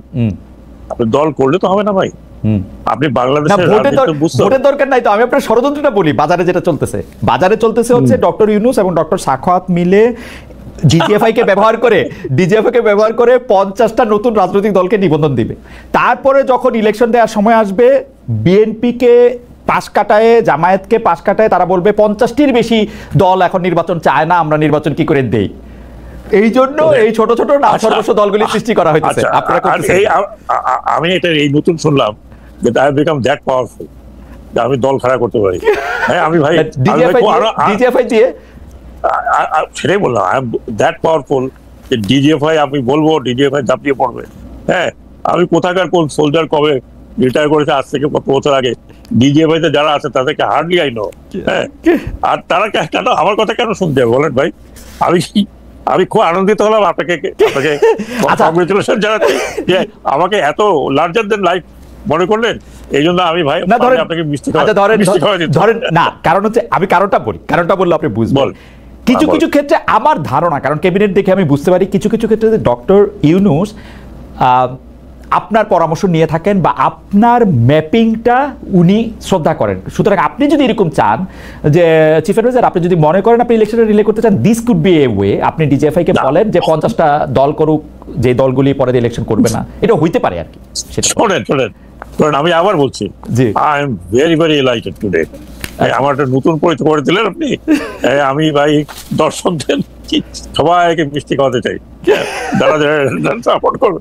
শোনেন, আমার সাথে খুব বিজনেস টাইপের, ওনার সাথে আমি ওনার ক্যাবিনেটের একজন সদস্য। উনি যদি আমার কাছে কিছু জানতে চান, আমার মানে মন্ত্রণালয় আজ পর্যন্ত আমার মন্ত্রণালয়, দুটো মন্ত্রণালয় কিন্তু, আমার 2টা মন্ত্রণালয় কিন্তু সবচেয়ে ডেঞ্জারাস মন্ত্রণালয়, বুঝতে পারছেন? আপনি দেখেন সারাক্ষণ আমি এই শ্রমিকদের উপরই, আমার এই সম অফিস আছে, এটা অনেক সময় প্রায় 24 ঘন্টা 36 ঘন্টা ঘেরাও করা থাকে। and I have to resolve that. আমি উনি আমাকে আমার মন্ত্রণালয়ের বিষয় ছাড়া আজ পর্যন্ত কোনো কিছু জিজ্ঞেস করেননি। আমিও কোনো ভলান্টিয়ারলি আমি কোনো কথা বলি না। ক্যাবিনেটে আমি কথা বলি, ইয়েস, ক্যাবিনেটে আমি কথা বলি সবার সামনে, মাঝে মাঝে আমি ওনাকে বলি স্যার আমি কিছু বলবো, আচ্ছা ঠিক আছে বলবো। ওকে, সেইখানে এই কথা আমি বলি, সেটা ওনারা বাকিটা নিল কি না নিল, but I say what I have to minimum tell. আমি আপনাকে এটা খুব মানে একদম সিরিয়াসলি কথা বলছি, আমাকে যদি উনি জিজ্ঞেস করেন তাহলে আমি বলতে কথা বলি, তার আগে আমি একটু আগ বাড়ায় কোনো কথা বলি। আই ডোন্ট গিভ, আরে ভাই আমার বুদ্ধি কতটুকু আছে যে আমি আপনাদের বুদ্ধি বিতরণ করবো না, তা না, কারণ হচ্ছে আচ্ছা সেটি আমার অন্য কথা, কিন্তু আচ্ছা আমি আপনাকে দুইটা বা তিনটা বিষয় আপনার একটু দৃষ্টি আকর্ষণ করতে চাই। সেইটা একটা তো অবশ্যই গণমাধ্যম, আপনি গণমাধ্যমে লিখেন, গণমাধ্যমে কথা বলেন, বা গণমাধ্যম আপনাকে কোট করে, আপনার বাইট নেয়, সেটির কারণেও না, আপনি গণমাধ্যমের একজন নিবিড় পর্যবেক্ষক বটে। আপনি সর্বশেষ যে একাডেমিক কার্যটি করেছেন, যে পিএইচডি করেছেন, সেটার মতো গণমাধ্যমের আচরণ একটা বড় ভূমিকা পালন করেছে। সেই হিসাবে আমি বলতে চাই যে ধরেন এখন গণমাধ্যম নিয়ে যা চলতেছে, মানে আমি কারো নাম বলতে চাই না, কারণ এরা সবাই সুপার সেন্সিটিভ, আমি কোনো জায়গা থেকে কোনো কথা বলতে চাই না। এখন যেটা চলতেছে যে কিছু হলেই গণমাধ্যমের দিকে আঙ্গুল তোলা, যেমন আবার গণমাধ্যম মানে খুব মানে বৈজ্ঞানিক পদ্ধতি অনুসরণ করতেছে কিনা, মানে সাংবাদিকতা আসলে সেই অর্থে সায়েন্স না হইলেও আমরা তো কিছু রুলস, কিছু এথিক্স তো আমাদেরকে শেখানো হয়, তার মিনিমামটাও ফলো করতেছে কিনা, এইটা একটা। দুর্নীতি দমন কমিশন নিয়েও আপনি জানেন যে দুর্নীতি দমন কমিশনের দিকে আঙ্গুল তোলা হচ্ছে মানবাধিকার কমিশনের ক্ষেত্রে। আপনি যদি তিনটা বিষয় নিয়ে একটু অল্প অল্প করে বলতেন, যে মানে আমরা কোথায় দাঁড়ায় আসি, মানে বারবার শেখ হাসিনার আমলের সাথে তুলনা দিতে ভালো লাগে না, কারণ হচ্ছে যে শেখ হাসিনা আমল আমি মনে করি যে আমরা পার হয়ে আসছি, এটা আমরা সামনের দিকে তাকাতে চাই। আপনি যদি আমাদের একটু এনলাইটেন করেন। আমার শোনেন, আমি এগুলো আমার ব্যক্তিগত, একদম ব্যক্তিগত অবজারভেশন, টোটাল ব্যক্তিগত অবজারভেশন। গণমাধ্যমের যে অবস্থাতে ছিল আপনিও জানেন, আপনাকেও দেশ ত্যাগ করতে হয়েছে, অনেকে দেশ ত্যাগ করতে হয়েছে, অনেকে দেশ ত্যাগ করেছেন যারা গণমাধ্যমে কাজ করেছে। আমি নাম বলতে চাই না, কারণ নাম বললে আবার পক্ষপাত দুষ্ট হতে পারি, কিন্তু আমি সবার সাথে অনেকের সাথে কথা বলেছি, এই 15 বছরের মধ্যেও কথা বলেছি। হ্যাঁ, আপনি জিজ্ঞেস করে দেখতে পারেন কয়েকজনকে, যখনই তারা অ্যাপ্রোচ করেছে আমি মানা করিনি, আমি কথা বলেছি। সেগুলো নিয়েও আমার পিছনে অনেক পড়েছিল, কেন আপনি অমুকের সাথে ইন্টারভিউ দিলেন, কেন কথা বলেন। গণমাধ্যম এখন যে অবস্থা হয়েছে, একটা শ্বাসরুদ্ধকর পরিস্থিতি থেকে দে হ্যাভ কাম আউট, হয় না? ধরেন 1971 ডিসেম্বর মনে করেন, এভরিবডি ওয়াজ হ্যাপি, কেউ ডানে দৌড়াচ্ছে, কেউ বাঁয়ে দৌড়াচ্ছে, কেউ কি করতেছে, মানে একটা স্বাধীনতার যে স্বাদ, সেইটা হৃদয়ঙ্গম করতে করতে করতে করতে ইট টুক লট অফ টাইম। হ্যাঁ, আমি যদি সেটার সাথে তুলনা করি, গণমাধ্যম প্রত্যেকটি যারা প্রো ছিল, প্রো বাধ্য হতে হয়েছে, প্রো একেবারে বাধ্য হতে হয়েছে। এই যে ইলেকশন গুলো হলো, আপনি কি মনে করেন ফুটেজ নেয়নি? ফুটেজ নিয়েছে, কারণ আমি তো ওতপ্রোত ভাবে না হলেও গণমাধ্যমের সাথে আমি গণমাধ্যমের মাধ্যমেই তো আমি উঠে এসেছি। আমার পরিচিত তো গণমাধ্যমের মাধ্যমেই, প্লাস হোক মাইনাস হোক, খারাপ হোক ভালো হোক, ওটার মাধ্যমেই তো। কারণ লোকে আমাকে চিনবে কেন, লেখালেখি, আপনাদের সাথে কথা বলা, টকশোতে যাওয়া। সেই পরিস্থিতিতে আমরা যখন ছিলাম, ধরুন আমি আবার বলছি, আমি ওদিন এনটিভিতে বলছি যে আমাকে যখন ডাকতো এনটিভি, তো আমি প্রথমে জিজ্ঞেস করতাম যে ভাই আপনি আমাকে ডাকছেন, বুঝতে পারছেন তো আমাকে, আমি কিন্তু কোনো রাগ ঢাক কথা বলতে পারবো তো বলেন না না না ঠিক আছে, আপনি আপনার মতো করে বলবেন। গেলে পরে শুধু এটুকু বলতো যে আমরা খুব বিপদে আছি। হ্যাঁ, সত্যি কথা বলছি, ওই জন্য আমি একটা প্রকাশ্যে বলতে পারতাম আমরা বিপদে আছি। তো আমি তো ওটা আছে, ঠিক আছে, মানে let me not be very aggressive. হ্যাঁ, তো অথচ 71 আপনি দেখছেন আই বিন অ্যাগ্রেসিভ। হ্যাঁ, 5 জন 6 জন 7 জন সবাই আমার উপর ঝাঁপায় পড়তে একরকম। হ্যাঁ, কোনো কিছু বললেই শেষ পর্যন্ত সঞ্চালক ছিলেন, আচ্ছা আপনার সাথে এটা নিয়ে আমরা 1-to-1 কথা বলবো, তারপর আর 1-to-1 কোনো কথা হয়। আমি যেটা বলছি যে ওই সময় যে পরিস্থিতিটা ছিল, সেখান থেকে গণমাধ্যম এখন এক ধরনের বিশাল স্বাধীনতা পেয়েছে। এখন তো তাকে কেউ ভয় দেখাচ্ছে না, এটা করলে পরে এইটা করব, এটা করব। সিরিয়াসলি বলতেছেন গণমাধ্যমকে কেউ ভয় দেখাচ্ছে না? আমি কিন্তু এটা বলে নিতেছি যে গণমাধ্যম মিনিমাম কোন সময় মিনিমাম এথিক্স মানতে তারা ব্যর্থতার পরে দিচ্ছে, কিন্তু গণমাধ্যমকে কেউ ভয় দেখাচ্ছে না, মানে আপনি এটি বলবেন? না না না না, আমি একটা বলি, আই হ্যাভ নো আইডিয়া। অ্যাপিয়ারেন্টলি আমি এখন দেখছি আপনি ইউটিউব, তারপরে ফেসবুক, তারপরে মানে বক্তব্য এগুলো ছাপা হচ্ছে বিভিন্ন পত্রিকা তো আপনি খালি 4-5টা বড় পত্রিকা দেখলে হবে না, আপনার কত যে পত্রিকা বাংলাদেশে, মানে আপনি উঠাইলে কালকে দেখবেন যে অমুকে পদত্যাগ করিয়া বাড়ি চলিয়ে গেছে, হ্যাঁ, অথচ সে দিব্যি কাজ করতেছে, হ্যাঁ, আর অমুকে ধরে নিয়ে গেছে। এই যে কথাগুলো বেরোয়, চরিত্র হননগুলো হচ্ছে, এটা নিয়ে কেউ কারো পিছনে পড়েছে এ পর্যন্ত না? ডক্টর হোসেন, আমি একটা বলি, গণমাধ্যম কতটা স্বাধীন সেটা দেখার আমার একটা লিটমাস টেস্ট আছে। সেইটা হচ্ছে রাষ্ট্রীয় গণমাধ্যম বা সরকারি গণমাধ্যমগুলি আসলে কি করে, বিটিভি কি করে, রেডিও কি করে। আমি সত্যি রেডিওর খবর আর বিটিভির খবর শুনে দিন হয়রান হয়ে গেলাম। প্রধান উপদেষ্টার খবর আর প্রধান উপদেষ্টার মুখ্য সচিবটা কি, তাদের খবর ছাড়া কোনো খবর নাই। আপনারে আমি বলি, বাসস আগেও বাসস ছিল, এখন যে কি পরিমাণ বাসস হয়েছে সেটা আমি আপনার একটা ছোট্ট উদাহরণ দিই। বর্তমান সরকার যেহেতু আপনারা রাষ্ট্রপতিকে দেখতে পারেন না, তারা রাষ্ট্রপতির খবরও দেয় না। শোনেন, আমি আপনাকে একটা কথা বলি, আমি নিজেও আশ্চর্য হয়ে যাই, হ্যাঁ, কারণ তখন আমি ধরে নেই যে এদের ভাই অভ্যাস হয়ে গেছে, হ্যাঁ। না, আপনারা যত মুখে বলেন আমি বিশ্বাস করি না। আপনারা নিশ্চয়ই আড়ালে ভয় দেখান, নাইলে সাংবাদিকরা এমন করবে কেন? বিটিভির সাংবাদিকদের মধ্যে আমি জেনে বলতেছি যে বিটিভিতে যে নিউজ সেকশনের যিনি দায়িত্বে আছেন, তিনি কিন্তু নিউজ অনেক ভালো বোঝেন। কিন্তু তার যে নিউজের যে রানডাউন, সেই রানডাউন দেখে আমি বুঝি ভয় না দেখাইলে এই নিউজ দেখানো সম্ভব না। আমার মনে হয় ভয় না, ভয় না। উনি ভাবছেন না আমি সরকারি চাকরি করি, হ্যাঁ, আমার সরকারি চাকরি বিধি আমার উপরে লাগু করে। বিটিভিকে আজকে আপনি প্রাইভেট করে দেন, কর্পোরেট করে দেন, বিবিসির মতো, হ্যাঁ, ব্রিটিশ ব্রডকাস্টিং কর্পোরেশন, হ্যাঁ, আপনি করে দেন কর্পোরেশন। বিবিসি তো মাঝে মধ্যে বলে যে আমাদের এই বিষয়টা আমরা তা বলে কিন্তু বিবিসিটা হচ্ছে না পারতে বলে। আর এটা দুর্নীতি দমন কমিশনের ক্ষেত্রে আপনি দেখেন, দুর্নীতি দমন কমিশনের ক্ষেত্রে আঙ্গুল তোলা শুরু হয়েছিল প্রথমে এনসিপি নেতৃবৃন্দ এটা থেকে আঙ্গুল তুলতে শুরু করছে। তারপরে আমি বলতেছি না দুর্নীতি দমন কমিশন কাকরাইল মসজিদের ইমাম, তাদেরও ঝামেলা আছে, কিন্তু ঘটনা হচ্ছে যে এরপরে আমরা দেখা গেল যে দুর্নীতি দমন কমিশনকে একটা চিঠি দেওয়া হয়েছে, প্রধান উপদেষ্টার বিশেষ সহকারী চিঠি দিতেছে যে আপনারা এটা নিয়ে আর কথা বললেন না, চুপচাপ থাকেন। এই আপনি এটা কিভাবে দেখেন? আসলে আপনার কাছে আমার জানতে ইচ্ছা করে যে মানে এটা কিরকম। আমি পেপারে দেখেছি, এখন এটার জবাব উনি দিতে পারবেন কেন দিলেন দুদককে, আর দুদক জবাব দিতে পারবে। আমরা আবার শুনছি যে দুদকের চেয়ারম্যানকে ডাইকা নাকি আপনারা ধমকাইছেন যে এই চিঠি কেমনে বাইরে গেল। না, আপনারা বলতে কে? প্রধান উপদেষ্টা। তাহলে তো আমি ওনার জবাব দিতে পারবো? আপনি যে আমাকে এই প্রশ্নটা করছেন, আমি কি ওনার হয়ে জবাব দিতে পারবো?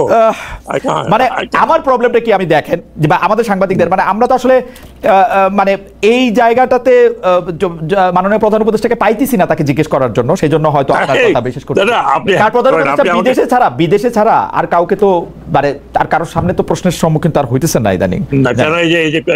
আমি যে একটা বিরাট ইন্টারভিউ দিলেন এই যে আমাদের কবির সাহেবের সাথে, হ্যাঁ, নুরুল কবির ভাইকে দিয়েছেন, নুরুল কবির ভাই। আর আপনি জানেন নুরুল কবির ওরকম মানে আমার আপনার মতো চেপে কথা বলেন না। না, উনি ধরে ধরেই কথা বলছেন, সুন্দর কথা বলছেন, ইন্টারভিউটা সুন্দর হয়েছে।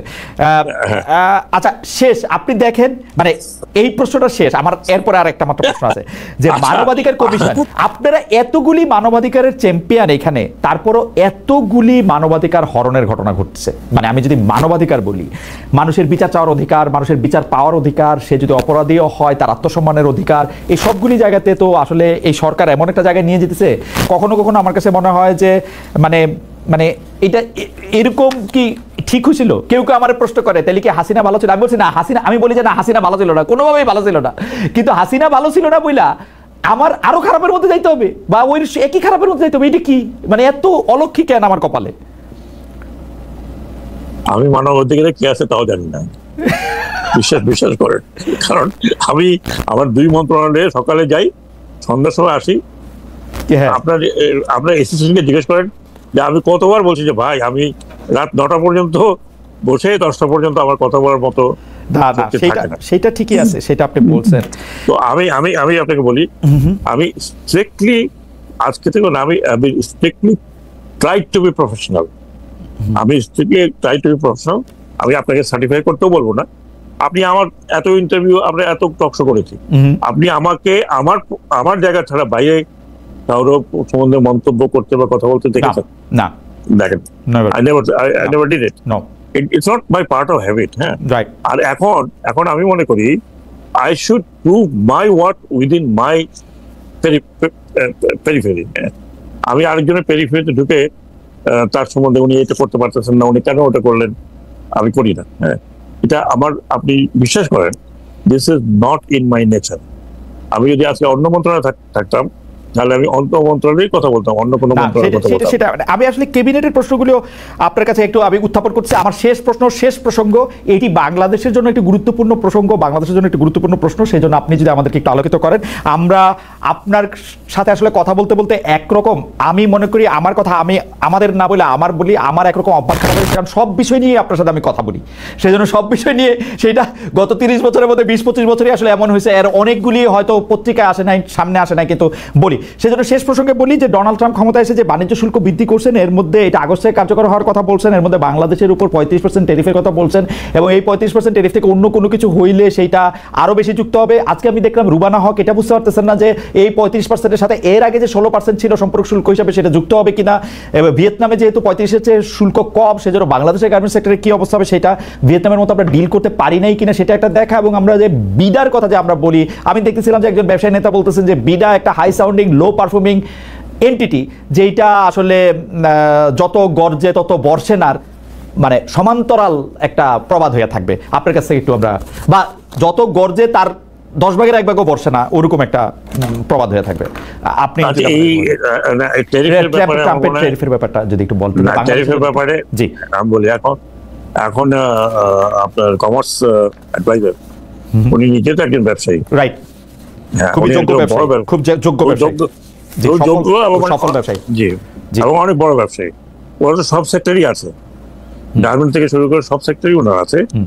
উনি এখন এই মুহূর্তে আছেন আমেরিকাতে, এবং এই ট্রেড এই আপনার এই নেগোসিয়েশনে উনি গেছেন।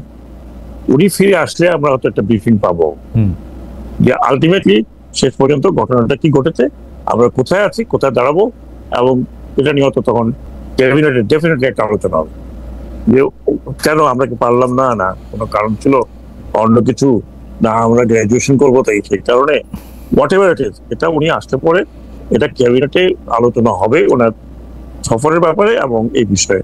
তখন তো আলোচনা করলে আমি বুঝতে পারবো যে what actually have lost, what actually আদৌ আমরা এরপরে আর কোনো হোপ আছে কিনা।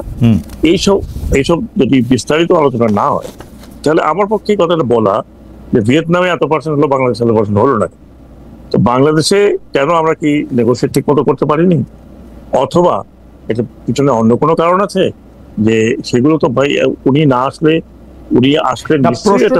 প্রশ্নটা আসছে হচ্ছে এই জায়গায়। আমরা দেখেছি যে জাতীয় নিরাপত্তা উপদেষ্টা ডক্টর খলিলুর রহমান, যাকে আমরা দেখতেছি যে তিনি আসলে ডিফেক্ট পররাষ্ট্র উপদেষ্টা হিসেবে কাজ করতেছেন, কারণ পররাষ্ট্র উপদেষ্টাকে আসলে ছোট করে নিয়ে এসে তাকে অনেকটা বড় করা হয়েছে। তিনি অনেকদিন আগে থেকে অ্যাসাইনমেন্টে ছিলেন। আমাদের মাথার উপরে ডক্টর মোহাম্মদ ইউনূস আছেন, যিনি অনেক ক্ষেত্রে অনেকের সঙ্গে পরিচিত। আমরা এরকম কথা শুনেছিলাম যে ডক্টর মোহাম্মদ ইউনূস থাকতে, খলিলুর রহমান সাহেব এরকম থাকতে, তারা অনেক ভালো ইংরেজি বাংলা কূটনীতি বোঝেন, তারা থাকতে এইটা কখনো হবে না, কিন্তু এটা হয়েছে। এখন এইটা আসলে আপনি এই সরকারের আরেকটু বেশি কিছু করার ছিল এরকম বলবেন, নাকি সরকার এই ক্ষেত্রে হাই সাউন্ডিং লো পারফর্মিং? না, আমি অ্যাকচুয়ালি আপনাকে আবার বলছি, let commerce minister come back. উনি তো ডেলিগেশনের মধ্যেও গেছেন, গভর্নমেন্ট মিনিস্টার আসলে পরে এটা নিয়ে তখন আলোচনা হবে, তখন আমি বুঝতে পারবো। অ্যাকচুয়ালি ফ্র্যাঙ্কলি স্পিকিং, আমি উনি না আসা পর্যন্ত এটা নিয়ে কি হয়েছিল খুব ডিফিকাল্ট করছে, রাইট, খুব ডিফিকাল্ট। আর ডোনাল্ড ট্রাম্প ইজ মানে কি বলবো, অনেকেই তাকে মানে তাকে নিয়ে কিছু বলা আসলে, আপনি দেখেন ডোনাল্ড ট্রাম্প কি করলো, ইলন মাস্কের গাড়ি ভেঙে দিল, হ্যাঁ, যে ছেড়ে ফেললো, I have no connection with him. এই 3-4 দিন পরে দেখলাম আবার গলাগলি করছে। হ্যাঁ, এখন উনি একটা বড় রাষ্ট্রের শক্তিধর প্রাইম মিনিস্টার, সরি প্রেসিডেন্ট, হ্যাঁ, most powerful country in the world, যেটা বলা হয়ে থাকে, সেই প্রেসিডেন্ট যদি এই কাণ্ড করে তাহলে আমরা ছোটখাটো, আসলে ডোনাল্ড ট্রাম্পের ক্ষেত্রে খুব বেশি দোষ কারোর দিয়ে লাভ নাই। এবং মানে ডোনাল্ড ট্রাম্প আসলে ওনাকে নিয়ে অনেক পড়াশোনা করতে হবে একসময় নিশ্চয়ই। আপনাকে ওনাকে বুঝতে হলে পিএইচডি করতে হবে। রাইট, অনেক অনেক অনেক অনেক অনেক মানে হয়তো পিএইচডি পোস্ট ডক অনেকগুলি করতে হবে। আচ্ছা, শেষ হয়ে এটা হচ্ছে যে লাস্ট একদম সম্পূর্ণ যে আপনি যখন সরকারের উপদেষ্টা হিসেবে দায়িত্ব নেন তখন আপনাদের এবং সরকারের যারা শীর্ষ পর্যায়ের কর্মকর্তা আছেন মানে আপনারা সহ তখন আপনাদের সম্পদের হিসাব জনসম্মুখে তুলে ধরার এমন একটা আলোচনা ছিল, আপনারা বলেছিলেন যে সেটি দিবেন, সেটি পরে বাস্তবায়িত হয় না, এর কি কারণ আছে এটি জানতে চাইছেন আমাদের অনেক দর্শক। বাস্তবায়ন হয় না বলবো না, আমার এবং আমাদের সবারই সম্পদের বিবরণ ক্যাবিনেট ডিভিশনে আছে। আচ্ছা, এটা নিয়ে আমরা আলোচনা করেছিলাম যে why it is not given in the paper or why it is not given. ওকে, তো এখানে প্রশ্নটা আসছে যে যে এটা তো আউট অফ ইনকাম ট্যাক্স, মানে যেটা চেয়েছে আমি ইনকাম ট্যাক্স যা দিয়েছে তাই। তো এখন সেই ইনকাম ট্যাক্সের কোন একটা নাকি আমি ঠিক জানি না, মানে রুল আছে যে সব দেওয়া যায় না, কিন্তু আমি ব্যক্তিগতভাবে আমি নিজে পেপারে যাচ্ছিলাম বুঝতে পারছেন। আচ্ছা, আমি আপনার মনে আছে আমি I'm the only person who gave first and আসার সময় দিয়ে আসছি, আমি তো রেডি। হ্যাঁ, কিন্তু আমাকে তখন বলা হলো যে না, এটা ক্যাবিনেট ডিভিশনে যেতে হবে, ক্যাবিনেট ডিভিশন যদি মনে করে it is to be given public, it will be given public. এটা কি কাউকে সেভ করার জন্য উকিলি বুদ্ধি? কারণ হচ্ছে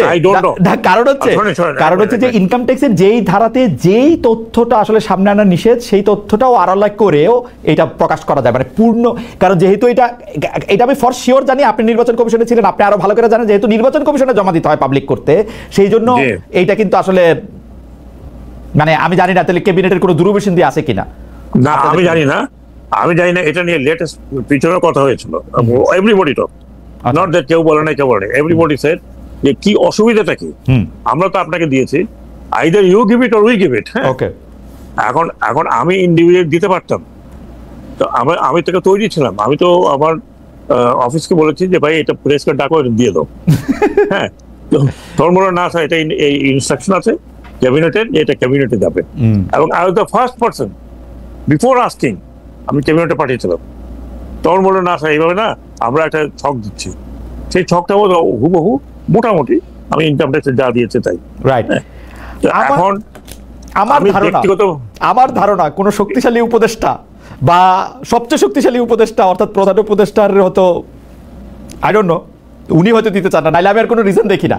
কারণ এটি সামনে না আনার, আপনি যেটি বলেছেন সেটি সঠিক, এটি আসলে পত্রিকাতেও দিয়ে দেওয়া যেতে পারে।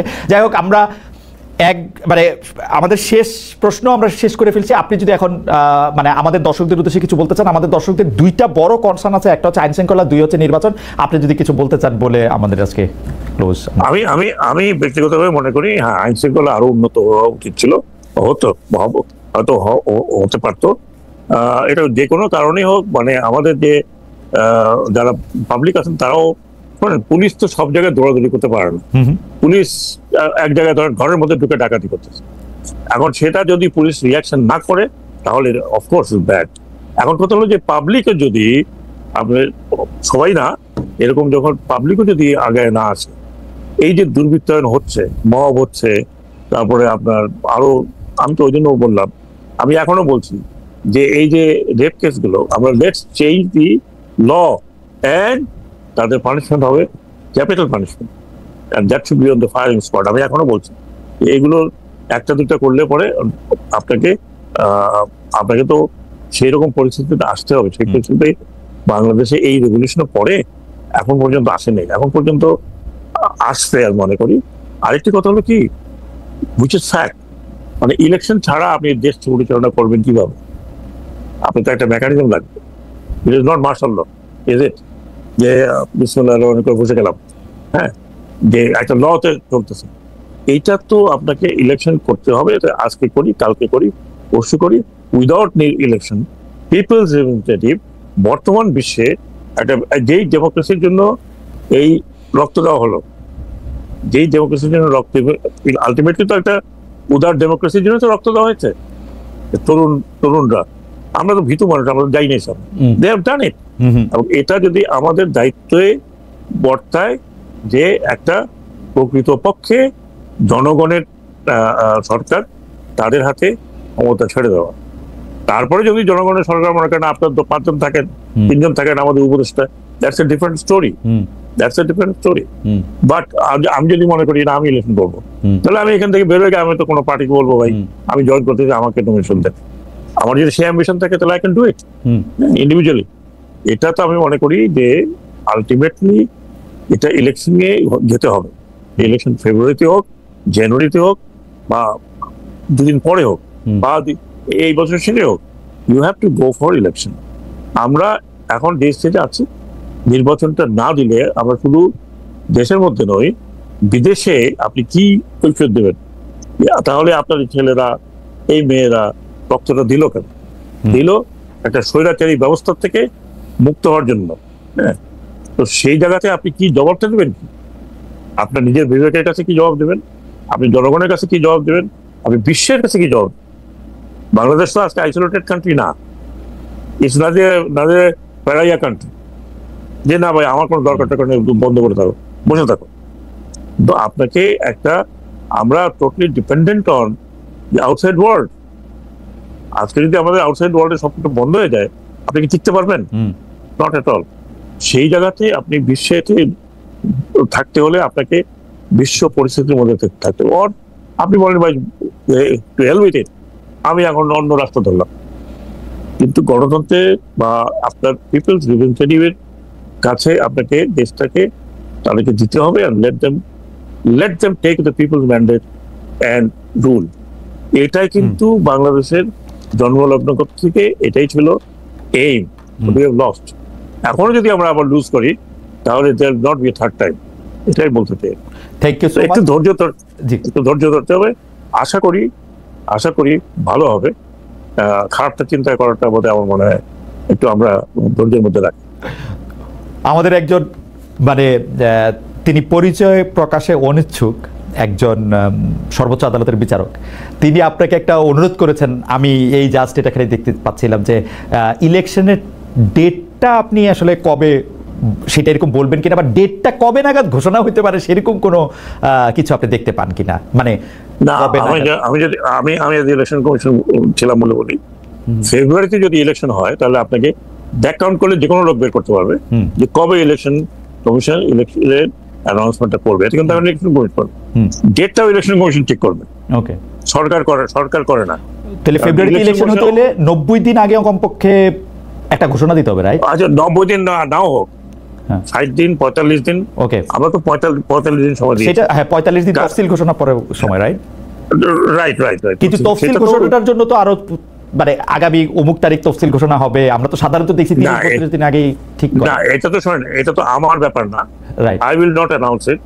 সরকারের পক্ষটা সরকার যদি বলে যে হ্যাঁ ফেব্রুয়ারির মধ্যে ইলেকশন হবে, বাকিটা everything is in the ball, court in the ball of election commission. Right, election commission বলবে কত তারিখে ইলেকশন হবে, তারিখটা করবে তফসিলটা দেওয়ার পরে। তফসিল আজ থেকে এত তো এই তারিখে ইলেকশন হবে, তো now you back count what to do. তো এখন এটা তো আমার কথাও না, আমি জানি না সরকারকে বলবে কিনা অত তারিখে ইলেকশন হবে। Then why election commission is there? Election কমিশনকে আমি বললাম যে ভাই অমুক তারিখে হবে, ইলেকশন কমিশন বলবে ভাই অমুক তারিখে করা যাবে না, ব্লা ব্লা ব্লা দিস। তাকে তো একটা ইন্ডিপেন্ডেন্ট অবস্থান দেওয়া হয়েছে টু কন্ডাক্ট দ্য ইলেকশন, তো it is his domain, that domain, they have to work on. Okay, ঠিক আছে। আমার মনে হয় যে মোটামুটি আমরা একটা চিত্র নিশ্চয়ই পাইছি। ডক্টর সাখাওয়াত হোসেন, আপনাকে অনেক অনেক অনেক অনেক ধন্যবাদ। আমরা নির্বাচন